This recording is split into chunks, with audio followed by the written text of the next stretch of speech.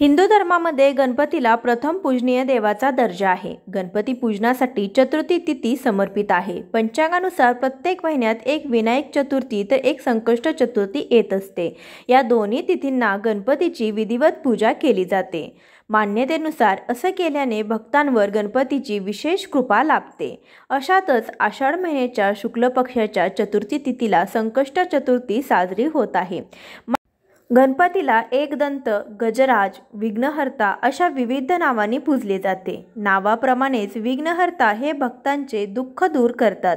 मान्यतेनुसार संकष्ट चतुर्थीला विघ्नहर्तेची विधिवत पूजा आणि व्रत केल्याने सर्व प्रकारच्या दुःखांपासून मुक्ती मिळते आणि व्यक्तीची प्रत्येक इच्छा पूर्ण होते। जीवनात आनंद कायम राहतो। गणपती बाप्पांच्या कृपेने सर्व प्रकारच्या अडथळ्यांपासून मुक्ती मिळते।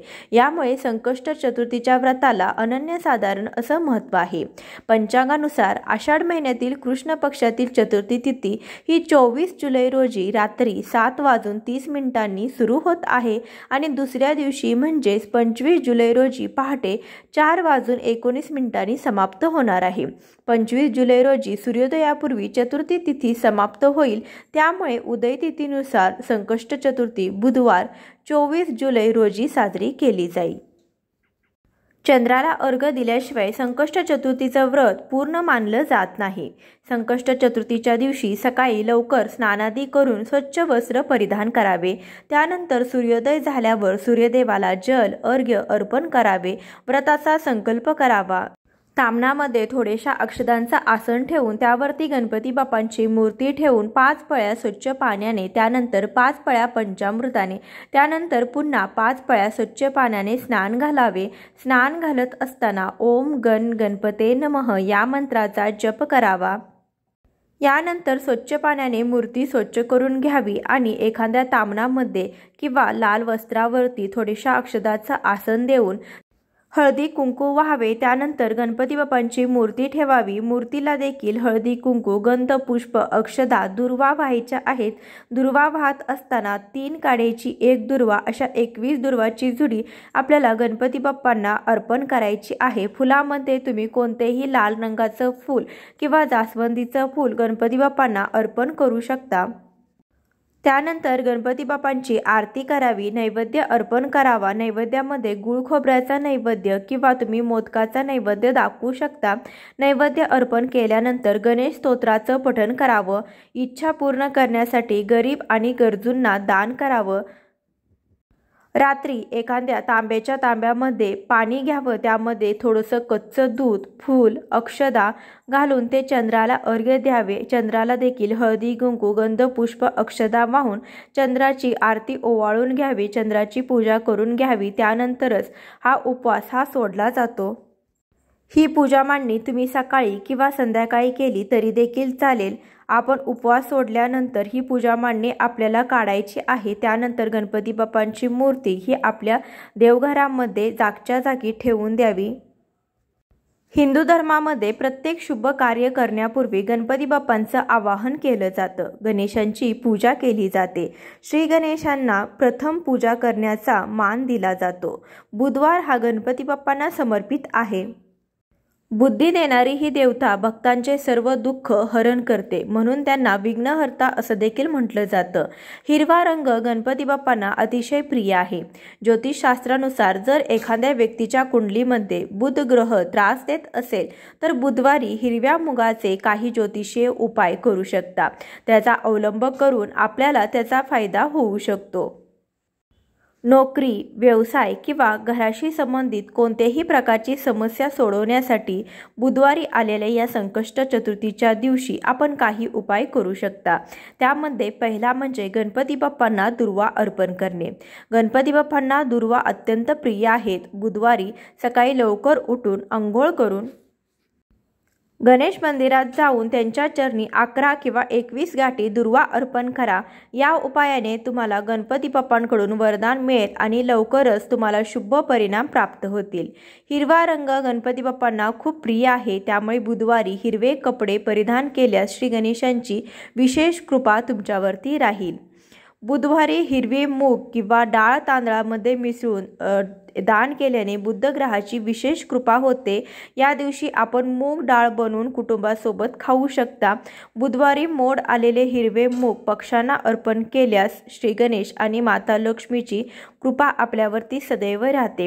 घरामध्ये गणपती बाप्पांची पूजा केली असेल तर तिथे देखील तुम्ही थोडेसे तांदूळ आणि हिरवे मूग मिक्स करून ते देखील गणपती बाप्पांना अर्पण करू शकता किंवा मंदिरामध्ये जाऊन देखील तुम्ही हा उपाय करू शकता। जर एखाद्या व्यक्तीच्या कुंडलीमध्ये बुध ग्रहाचा त्रास असेल तर त्या व्यक्तीने बुधवारी हिरवे मूग दान करावेत। कोणत्याही गरीब गरजू व्यक्तींना किंवा मंदिरामध्ये हिरवे मूग दान केल्याने बुध ग्रहाचा दोष समाप्त होतो। बुध ग्रह कमजोर असतो तेव्हा काय होतं तर एखाद्या व्यक्तीच्या कुंडलीमध्ये बुध ग्रह कमजोर असेल तर ज्योतिषशास्त्रानुसार पितृपक्षापासून त्याला अनेक समस्यांना सामोरे जावं लागतं। यासाठी घरामध्ये श्री गणपतींची स्थापना करून त्यांची नित्य पूजा करावी, त्यामुळे कुंडलीत असलेल्या बुध ग्रहाचा दोष हा शांत होतो। दिवसभर संकष्ट चतुर्थीचा उपवास करून संध्याकाळी चंद्रोदय झाल्यानंतर चंद्राची पूजा झाल्यानंतर हा उपवास सात्विक अन्न ग्रहण करून किंवा मोदकाचा नैवेद्य जो गणपती बाप्पांना दाखवलेला असतो तर तो खाऊन आपण हा उपवास सोडायचा आहे। कोणाच्याही सांगण्यावरून निर्जली किंवा न खाता पिता किंवा दुसऱ्या दिवशी उपवास सोडण्याचा आग्रह करू नये, कारण की गणपती बाप्पांना स्वतः भूक अनावर होते, त्यासाठी ते आपल्या भक्तांना उपाशी ठेवलेलं पाहू शकत नाहीत। महादेव आणि पार्वती देवींचा पुत्र श्री गणेश प्रथमेश मानला गेला आहे। कोणत्याही कार्याची सुरुवात करताना प्रथम गणपतींना स्मरण केलं जातं, हे सर्वश्रुत आहे। साधारणपणे मंगळवारी गणपतीचे विशेष पूजन नामस्मरण करण्याला प्राधान्य दिलं जातं, मात्र बुधवारी केलेल्या विशेष गणपती पूजनाने भजन आणि नामस्मरण याला देखील अनन्यसाधारण असं महत्त्व आहे। त्यामुळे या दिवशी तुम्ही गणपती बाप्पांची होईल तेवढी आराधना, उपासना, सेवा करू शकता। ज्योतिषशास्त्रात बुध ग्रहाला वाणी, वाणिज्य, लेखन, कायदा आणि गणित याचं कारक मानलं गेलं आहे। एखाद्या व्यक्तीच्या कुंडलीमध्ये बुध ग्रह कुमकुमत असेल तर बुधवारी गणपती बाप्पांची पूजा, नामस्मरण करणे अति लाभदायक ठरते अशी मान्यता आहे। त्यामुळे गणपतींना प्रिय असलेल्या वस्तू अर्पण केल्याने बाप्पा प्रसन्न होतात। गणपती पूजनानंतर गणपती बाप्पांना आवडणारे जास्वंदीचे एखादे फूल वाहावे आणि लाडू किंवा मोदक यांचा नैवेद्य दाखवावा। लाडू किंवा मोदक नसतील तर गोडाचा नैवेद्य दाखवावा। अगदी गुळ खोबऱ्याचा नैवेद्य दाखवला तरी देखील चालेल। गणपती बाप्पांना आवडणाऱ्या गोष्टी अर्पण केल्यास ते भाविकांसाठी शुभ लाभदायक ठरू शकतं। तसेच गणपतींचा ओम गण गणपते नमः हा मंत्र 108 वेळा किंवा जितका शक्य होईल तितका वेळा म्हणावा, त्यामुळे तुमच्या सर्व इच्छा, आकांक्षा या पूर्ण होऊ शकतात। उद्या येणारी संकष्ट चतुर्थी ही बुधवारी आल्याने त्याला अनन्यसाधारण असं महत्त्व प्राप्त झालेलं आहे। शिवाय चातुर्मासातील ही पहिली संकष्टी आहे, तर या दिवशी तुम्ही नक्कीच गणपती पूजा नक्कीच करू शकता। तर संध्याकाळी चंद्रोदय हा 9:38 आहे, तर त्यानंतर चंद्रपूजा करून तुम्ही जो उपवास आहे तर तो उपवास सोडू शकता। काहींच्या भागानुसार चंद्राची वेळ ही कमी अधिक होऊ शकते। अगदी 9:38 आहे, तर 9, 9:30 ते 9:45 पर्यंतच्या वेळामध्ये चंद्रदर्शन होऊ शकतं। आभाळामुळे किंवा ढगांमुळे जर चंद्रदर्शन झालं नाही तर तुम्ही घरात चंद्राची तांदळाने आकृती काढून तुम्ही चमच्याने तांबणामध्ये पाणी चंद्राला अर्घ्य देऊन त्यानंतर हा उपवास सोडू शकता।